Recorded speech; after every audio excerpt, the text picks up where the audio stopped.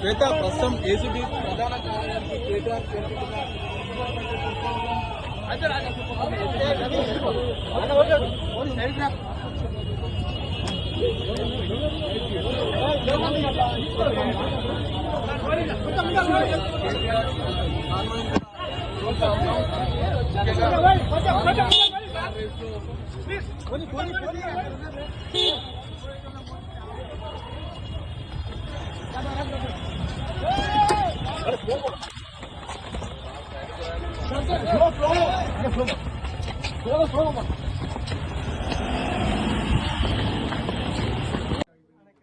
మేము 9.5-10 కాలంలో మా ప్రభుత్వం ఉన్నప్పుడు మా బావమరుదులకు 1137 కోట్ల కాంట్రాక్ట్లు చేయలేదు.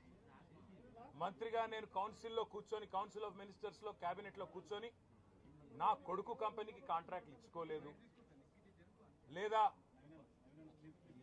నేను ల్యాండ్ క్రూజర్ కార్లు కొనుక్కోలేదు. ఆ పనులు రేవంత్ రెడ్డి గారు, ఆయన మంత్రివర్గ సహచరులు, ఆ సాగు తెలివితేటలు, ఆ అవినీతి తెలివితేటలు వాళ్ళకే ఉన్నాయి.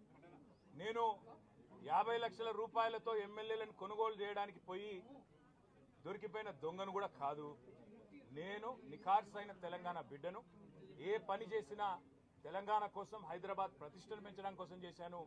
అర పైసా అవినీతి కూడా నేను చేయలేదు, చేయబోను. సరే, ఇవాళ ఈ